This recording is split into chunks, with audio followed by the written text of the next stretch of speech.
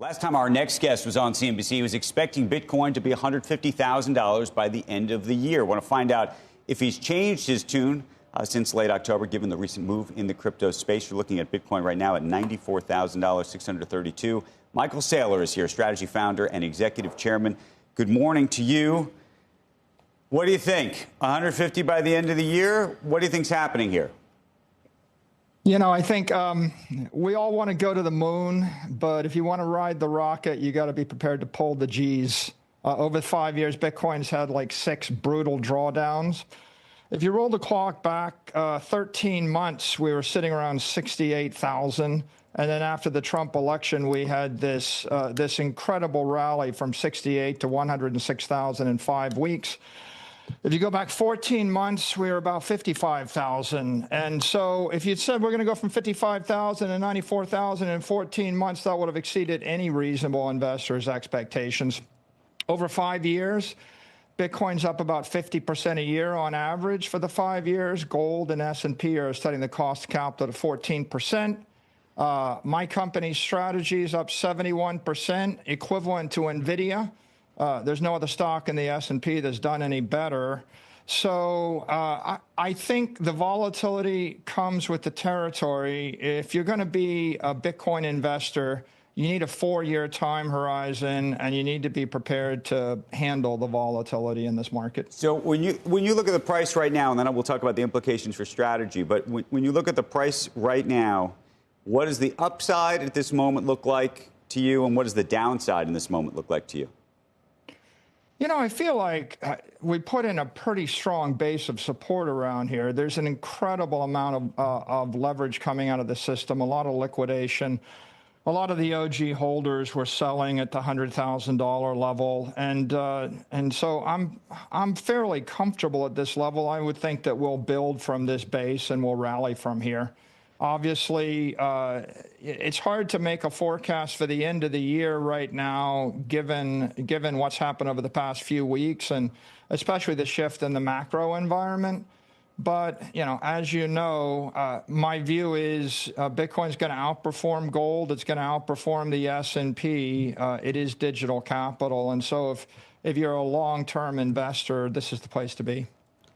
In terms of the way your fund is structured and the debt that you've taken out to effectively buy Bitcoin, what are the trigger points, just so people understand the full risks involved for you, in terms of some of these preferreds and other things, in terms of where Bitcoin needs to lie, either on the low end? Well, I mean, it's pretty important to note that we're not even 1.15 times levered. We're very fractionally levered, and our debt that we have is 4.5 years out. So we don't really have any trigger points anytime soon. And if Bitcoin were to fall 80%, we're still over collateralized and we're fine. So our balance sheet's pretty stable.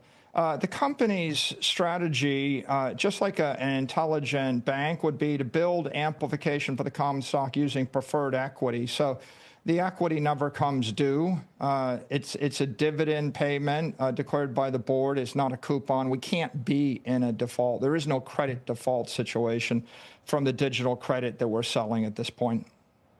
I was curious if you could comment on something we heard from Cathie Wood last week. You know, she has a target, I think by 2030, she had it at $1.5 million a coin, and recently suggested it might actually be closer to a 1.2, which is still pretty remarkable unto itself.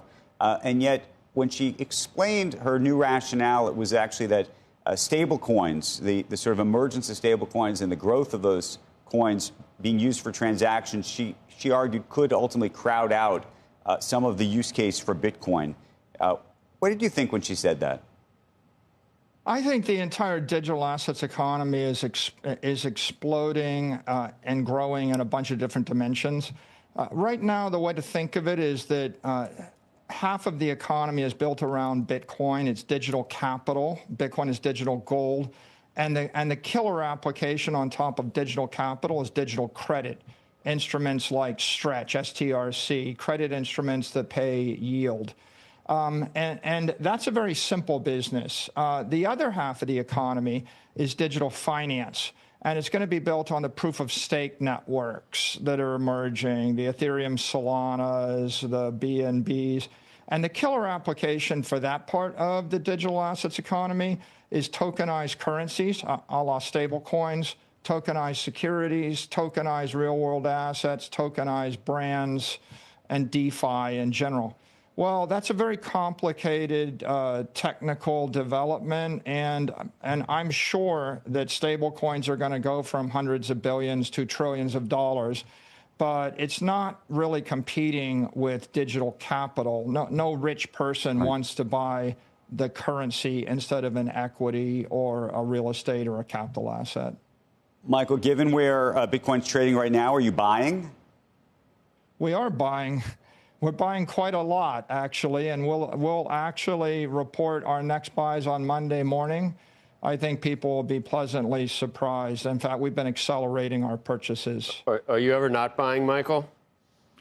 No, we're always buying. Bitcoin's always a good investment. But no, that's interesting, though, in terms of buying today at $95,364 versus buying 2 or 3 weeks ago. You're saying you were buying it at both. If you were to look over the last year, sort of at your average, do you weight the buying based on trading? We now own nearly 3.1% of the network, and we bought it on a blended average about $74,000 a coin. The point that I would make for any investor is, if you have money you don't need for 4 years or longer, and if you don't trust anybody, you want no counterparties, you just want to own a piece of the global digital economy, you buy Bitcoin. It's the commodity. If you're an equity investor and you want to bet on digital credit and you want to bet on digital capital and you want some amplification, you buy an equity like MSTR. Right. If you have money for less than 4 years and you're an investor and your time frame is 12 weeks, you should buy the digital credit.